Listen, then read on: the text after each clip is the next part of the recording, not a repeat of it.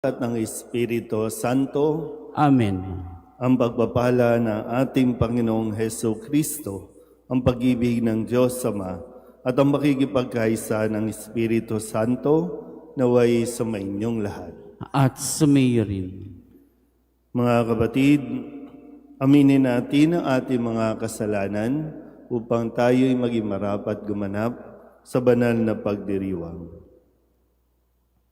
Inaamin ko sa makapangyarihang Diyos at sa inyo mga kapatid, na lubha akong nagkasala sa isip, sa salita at sa gawa, at sa aking pagkukulang. Kaya'y sinasama ko sa mahal na Birheng Maria, sa lahat ng mga anghel at mga banal, at sa inyo mga kapatid, na ako'y panalangin sa Panginoong ating Diyos. Hawaan tayo ng makapangyarihang Diyos, patawarin tayo sa ating mga kasalanan at patnubayan tayo sa buhay na walang hanggan. Amen. Panginoon, kaawaan mo kami. Panginoon, kaawaan mo kami. Kristo, kaawaan mo kami. Kristo, kaawaan mo kami. Panginoon, kaawaan mo kami. Panginoon, kaawaan mo kami. Manalangin tayo. Ama naming makapangyarihan, bagaman lagi mong ginaganap ang pagliligtas sa lahat, subalit ngayon higit mo itong kinukusang aming ikagalak. Tunghayan mo kaming iyong mga hinirang upang ang iyong pagtulong at paglingap na maaasahan ay siyang magpatatag sa mga kaanib ng iyong sambayanan at sa mga magiging kaanib pa pagsapit ng pagkabuhay sa pamamagitan ni Jesucristo kasama ng Espiritu Santo magpasawalang hanggan. Amen.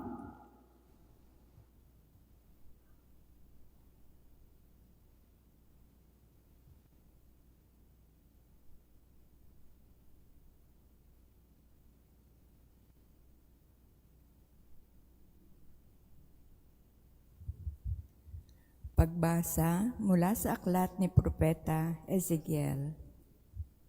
Ito ang pinasasabi ng Panginoon. Titipunin ko ang mga Israelita mula sa mga dakong kinatipunan nila upang ibalik sila sa sarili nilang bayan. Sila'y pag-iisahin ko na lamang. Isa lamang ang magiging hari nila. Hindi na sila mahahati. Sila'y gagawin kong isa na lamang kaharian. Hindi na sila sasamba sa Diyos-Diyosan ni gagawa ng kasuklam-suklam ng mga bagay o anumang paglabag. Hindi na sila tatalikod sa akin. Lilinisin ko sila. Sila ang magiging bayan ko at ako ang magiging Diyos nila. Isang tulad ng lingkod kong si David ang magiging hari nila. Susundin na nilang mabuti ang aking mga utos at tuntunin. Sila'y doon na maninirahan sa lupaing tinirahan ng kanilang mga ninuno, sa lupaing ibinigay ko kay Jacob. Sila at ang kanilang mga anak at magiging anak ng mga anak ay doon mananatili habang panahon. Isang haring tulad ni David na aking lingkod ang magiging pinuno nila magpakailanman. Gagawa ako ng isang tipan sa kanila. Ito ay tipan ng kapayapaan at mamamalagi magpakailanman. Pagpapalain ko sila at pararamihin. Itatayo ko sa kaligitnaan nila ang aking templo. Ako'y mananatiling kasama nila magpakailanman. Ako ang magiging Diyos nila. Sila ay magiging bayan ko. At kung mananatili sa kalagitnaan nila ang aking templo, malalaman ng lahat ng bansa na ako ang Panginoon ang humirang sa Israel upang maging akin. Ang salita ng Diyos. Salamat sa Diyos. Pumapatnubay na Diyos ay pastol na kumukupkop. Pumapatnubay na Diyos ay pastol na kumukupkop. Mga bansa, pakinggan ninyo ang sabi ng poon at ipahayag ninyo sa malalayong lupain. Pinapangalat ko ang mga anak ng Israel, Ngunit sila'y muli kong titipunin at aalagaan, gaya ng pagbabantay ng isang pastol sa kanyang mga tupa. Pumapatnubay na Diyos ay pastol na kumukupkop. Sapagkat tinubos ng poon si Jacob at pinalaya sa kapangyarihan ng kaaway, na lubhang makapangyarihan at malakas. Aakyat silang nagsisigawan sa tuwa patungo sa bundok ng Sion, tigib ng kaligayahan dahil sa mga pagpapala ng poon. Pumapatnubay na Diyos ay pastol na kumukupkop. Kung magkagayon, sasayaw sa katuwaan ang mga dalaga, makikigalak, pari mga binata't matatanda. Ang kanilang dalamhati ay magiging tuwa. Papalitan ko ng kagalakan ang kanilang kalungkutan. Pumapatnubay na Diyos ay pastol na kumukupkop. Tatayo po ang lahat.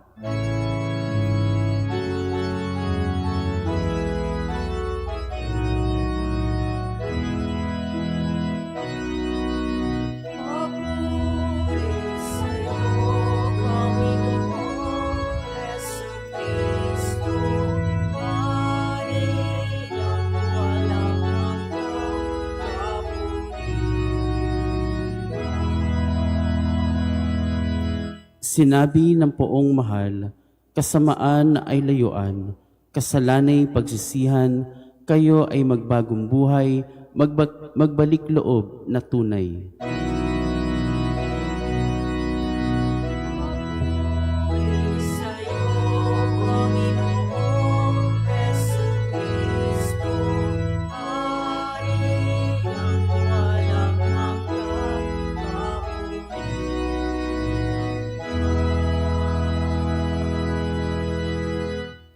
Sumainyo ang Panginoon. At sumayo rin. Ang mabuting balita ng Panginoon ayon kay San Juan. Papuri sa iyo, Panginoon. Noong panahong iyon, marami sa mga Hudyong dumalaw kay Maria ang nakakita sa ginawa ni Jesus at nanalig sa kanya. Ngunit ang ilan sa kanila'y pumunta sa mga Pariseyo at ibinalita ang ginawa ni Jesus. Kaya tinipon ng mga punong saserdote at ng mga Pariseyo ang mga kagawad ng Sanhedrin. Ano ang gagawin natin?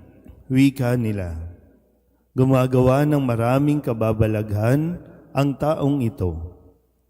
Kung siya'y pababayaan natin, mananampalataya sa kanya ang lahat. Paririto ang mga Romano at wawasakin ang templo at ang ating bansa. Ngunit isa sa kanila, si Caiaphas, ang pinakapunong saserdote noon, ay nagsabi ng ganito, "Ano ba kayo? Hindi ba ninyo naiisip na mas mabuti para sa atin na isang tao lamang ang mamatay alang-alang sa bayan sa halip na mapahamak ang buong bansa?"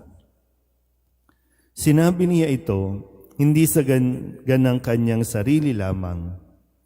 Bilang pinakapunong saserdote ng panahong iyon, hinulaan niyang mamamatay si Jesus dahil sa bansa, at hindi dahil sa bansang iyon lamang, kundi upang tipunin ang nagkawatak-watak na mga anak ng Diyos. Mula noon, binalangkas na nila kung paano ipapapatay si Jesus. Kaya't hindi na siya hayagang naglakad sa Judea.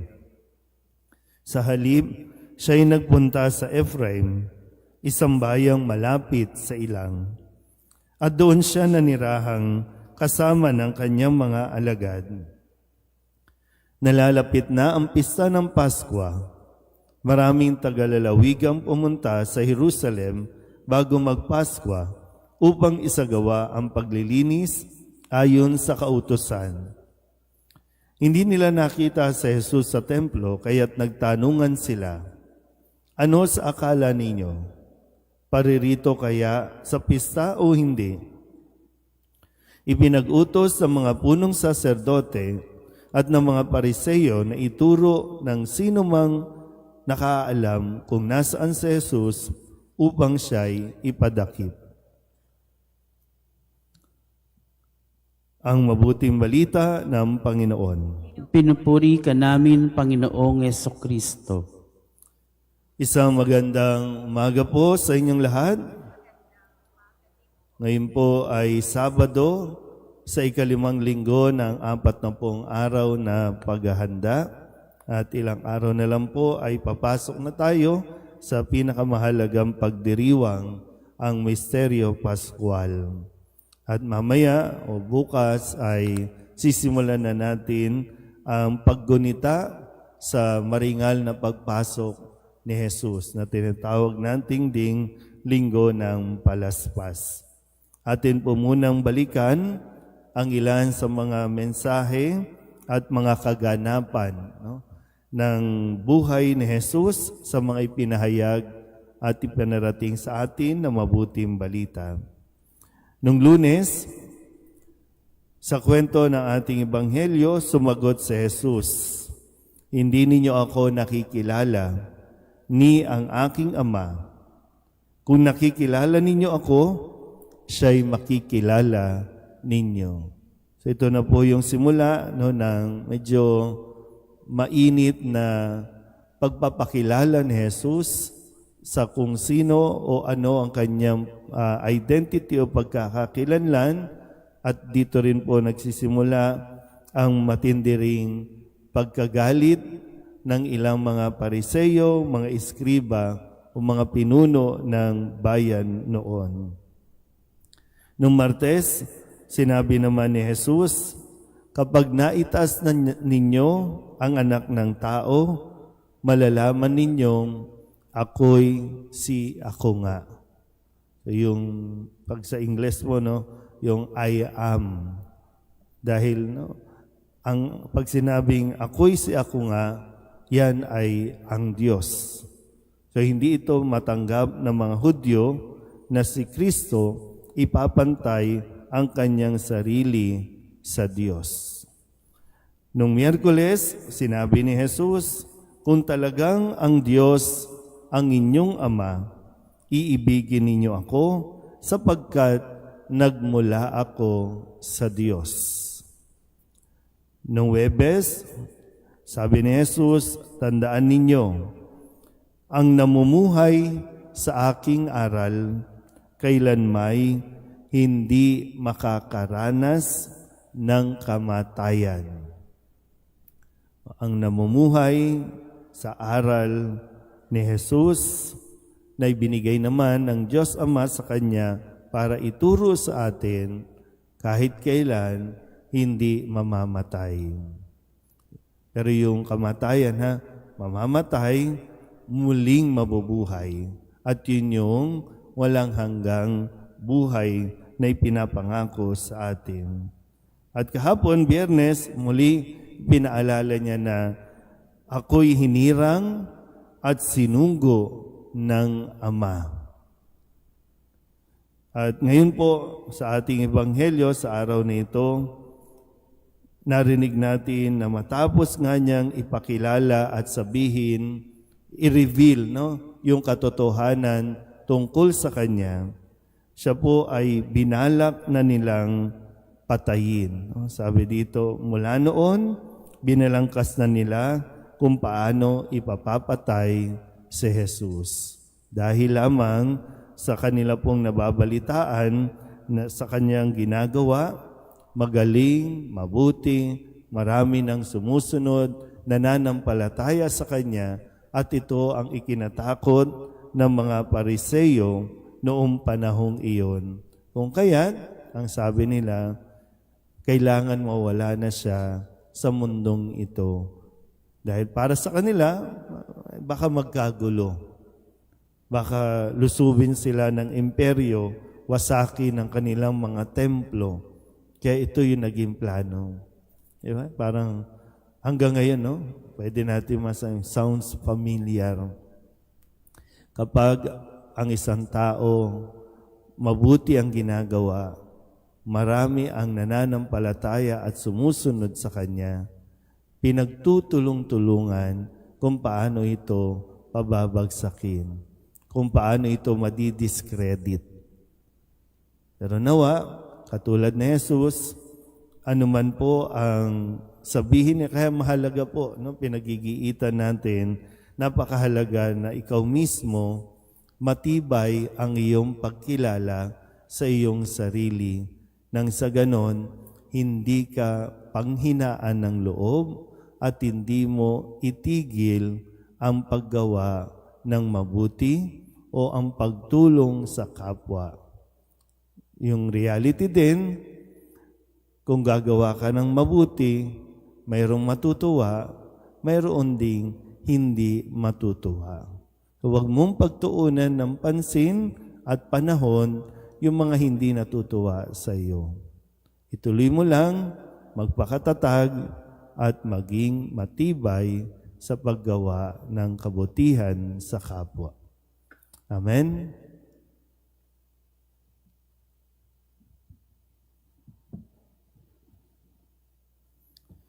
Manalangin tayo sa Diyos na ating Ama upang tulad ni Kristo maging matatag tayo sa pagharap sa buhay at sa mga pagsubok maging sa kamatayan. Alang-alang sa buhay at paglago para sa ating mga sarili at para sa iba. Ang ating pong itutugon, Panginoon, dinggin mo ang aming panalangin. Panginoon, dinggin mo ang aming panalangin.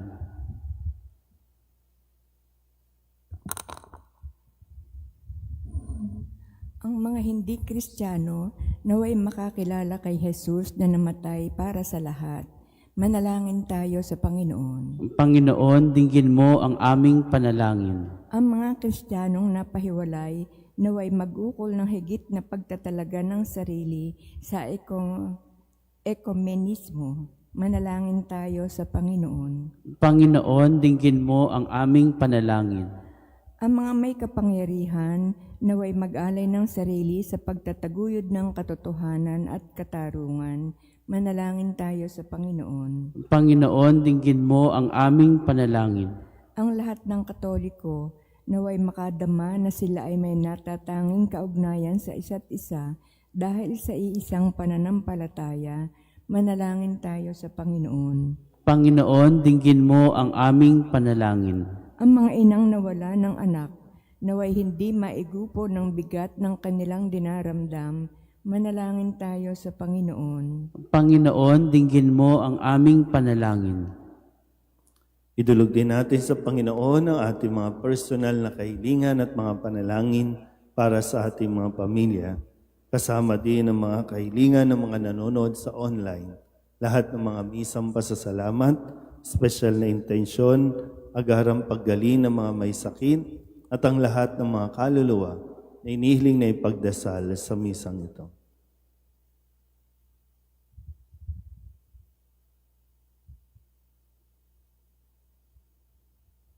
Ang lahat ng ito inihiling namin sa ngalan ni Kristo, ang aming Panginoon. Amen.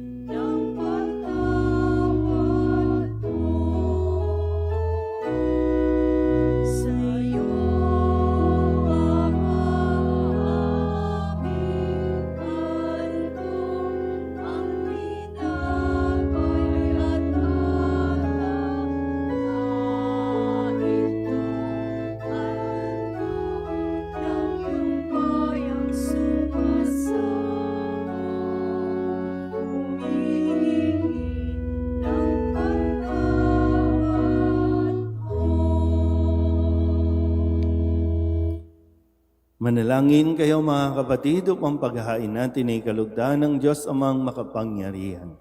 Tanggapin nawa ng Panginoon itong paghain sa iyong mga kamay, sa kaparenya at karangalan sa ating kapakinabangan at sa buong sambayanan niyang banal.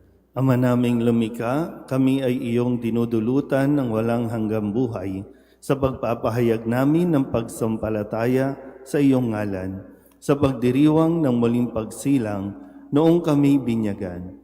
Tanggapin mo ang aming mga alay at panalangin upang ang mga umaasang magiging kaanib ng sambayanan ay huwag masipayo sa kanilang inaasam at ang mga umaasang patatawarin sa kasalanan ay tumanggap ng kanilang nilulunggating makamtan sa pamamagitan ni Jesucristo kasama ng Espiritu Santo magpasawalang hanggan. Amen. Sumainyo ang Panginoon. At sumayo rin. Itaas sa Diyos ang inyong puso at diwa. Itinaas na namin sa Panginoon. Pasalamatan natin ang Panginoong ating Diyos. Marapat na siya ay pasalamatan. Ama naming makapangyarihan, tunay ngang marapat na ikaw ay aming pasalamatan sa pamamagitan ni Jesucristo na aming Panginoon. Sa pagpapakasakit ng giling mong anak, ang sangkatauhay minarapat mong magpahayag ng iyong dakilang pag-ibig sa lahat, na pawang nais mong tubusin ng Mesiyas.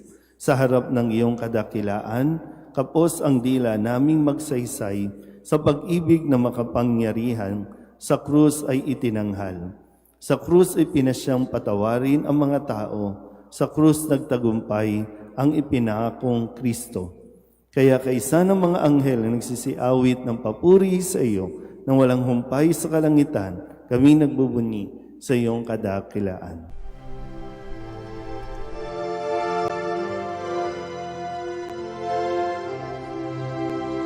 Santo, Santo, Santo, Panginoong Diyos makapangyarihan, napupuno ang langit at lupa ng kalwalhatian mo. Hosana sa kaitaasan, pinagpalang na paririto sa ngalan ng Panginoon. Hosana sa kaitaasan.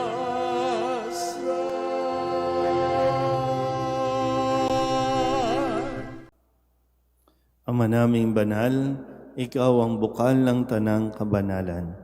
Kaya't sa pamamagitan ng iyong Espiritu, gawin mong banal ang mga kaloob nito upang para sa aming maging katawan at tugo ng aming Panginoong Jesucristo. Bago niya pinagtisang kusang loob na maging handog, hinawakan niya ang tinapay, pinasalamatan kaniya, pinaghati-hati niya iyon, iniabot sa kanyang mga alagad at sinabi,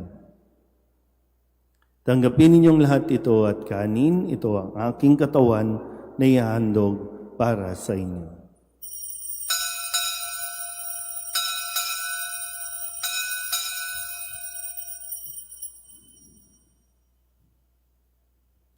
Gayun din naman nang matapos ang hapunan, hinawakan niya ang kalis, muli kaniyang pinasalamatan. Iniabot niya ang kalis sa kanyang mga alagad at sinabi, "Tanggapin ninyong lahat ito at inumin.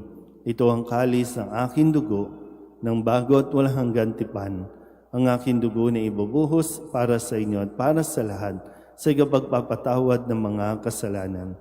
Gawin ninyo ito sa pag-alaala sa akin."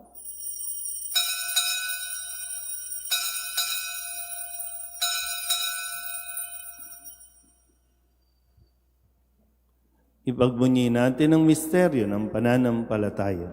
Si Kristo'y namatay, si Kristo'y nabuhay, si Kristo'y babalik sa wakas ng panahon. Ama, ginagawa namin ngayon ang pag-alaala sa pagkamatay at muling pagkabuhay ng iyong anak. Kaya tiniaalay namin sa iyo ang tinapay na nagbibigay buhay at ang kalis na nagkakaloob ng kaligtasan. Kami nagpapasalamat dahil kami iyong minarapat na tumayo sa harap mo para maglingkod sa iyo. Isinasamo namin kami magsasalo-salo sa katawan at dugo ni Kristo ay mabuklod sa pagkakaisa sa pamamagitan ng Espiritu Santo. Ama, lingapin mo ang iyong simbahang laganap sa buong daigdig. Huspusin mo kami sa pag-ibig kay San Leon na aming Papa at ni Jose na aming Obispo at ng Tanang Kaparian. Alalahanin mo rin ang mga kapatid naming nahimlay na may pag-asang sila'y muling mabubuhay, gayon din ang lahat ng mga pumanaw. Kawaan mo sila at patuloyin sa iyong kaliwanagan. Kawaan mo at pagindapating kaming lahat na makasalo sa iyong buhay na walang wakas. Kaysa na mahal na Birheng Maria na Ina ng Diyos, ng kabiyak ng puso niyang sa San Jose, kaysa ng mga apostol at ng lahat ng mga banal na namuhay dito sa daigdig ng kalugod-lugod sa iyo, may pagdiwang nawa namin ang pagpupuri sa ikararangal mo sa pamamagitan ng iyong anak na aming Panginoong Hesus Kristo. Sa pamamagitan ni Kristo, kasama niya at sa Kanya, ang lahat ng parangal at papuri ay sa iyo, Diyos Amang makapangyarihan, kasama ng Espiritu Santo, magpasawalang hanggan.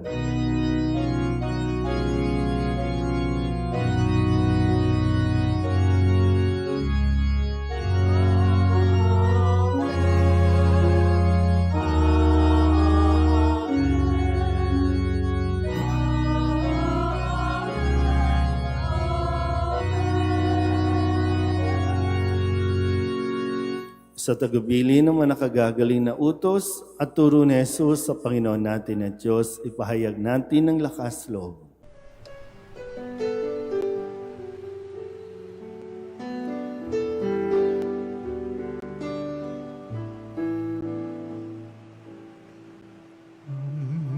namin sumasalang ka, sambahin ang ngalan mo, mapasamin ang kaharian mo, sundin ang loob mo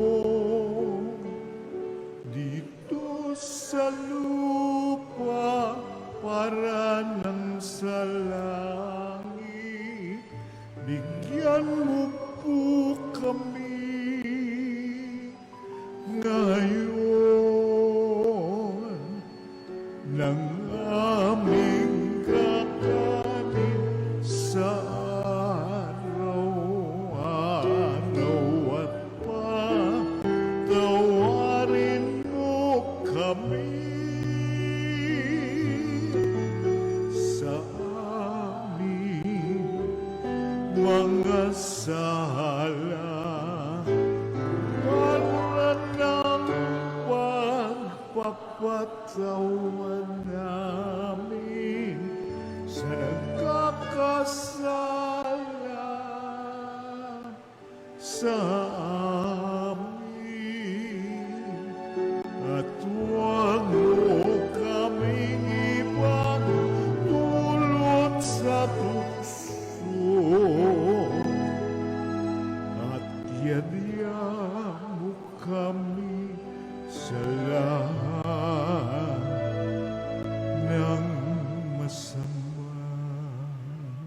Hinihiling namin kami iadya sa lahat ng masama, pagkalooban ng kapayapaan araw-araw, iligtas sa kasalanan at ilayo sa lahat ng kapahamakan, samantalang aming pinananabikan ang dakilang araw ng pagpapahayag ng tagapagligtas naming si Jesucristo. Sapagkat iyo ang kaharian at ang kapangyarihan at ang kapurihan magpakilanman. Amen. Panginoong Jesucristo, sinabi mo sa iyong mga apostol, kapayapaan ang iniiwan ko sa inyo, ang aking kapayapaan ang binibigay ko sa inyo. Tunghayan mo ang aming pananampalataya at huwag ang aming mga pagkakasala. Pagkalooban mo kami ng kapayapaan at pagkakaisa ayon sa iyong kalooban, kasama ng Espiritu Santo, magpasawalang hanggan. Amen. Pwede pong magsitayo lahat. Ang kapayapaan ng Panginoon ay laging sumainyo. At sumayo rin. Mabigayan po tayo ng kapayapaan sa isa't isa.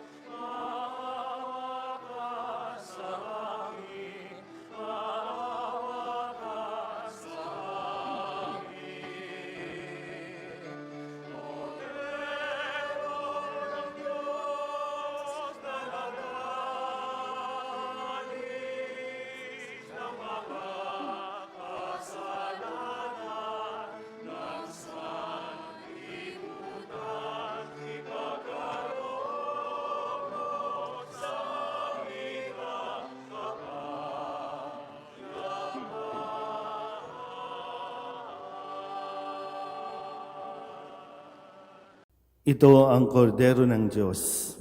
Ito nag-aalis ng kasalanan ng sanlibutan. Mapalad ang mga inanyayahan sa kanyang piging. Panginoon, hindi ako karapat-dapat na magpatuloy sa iyo, ngunit isang salita mo lamang ay gagaling na ako.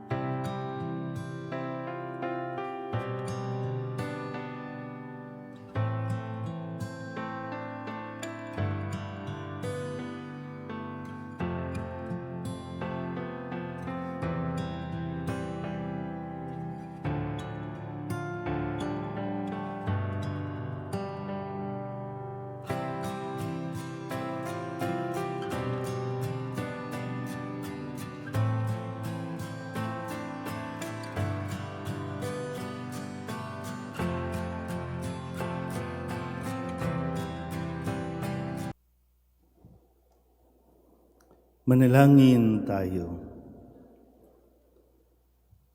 Ama naming mapagmahal, kaming iyong pinapagsalo sa katawat dugo ng anak mo ay maging hindi nawa naiba sa kanya.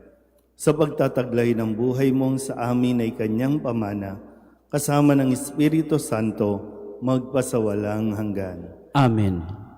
Sumainyo ang Panginoon. At sumayo rin. At pagpalain kayo ng makapangyarihang Diyos, Ama at Anak, at Espiritu Santo. Amen. Tapos na ang banal na misa, humayo tayo sa kapayapaan ni Kristo. Salamat sa Diyos. Magandang umaga po.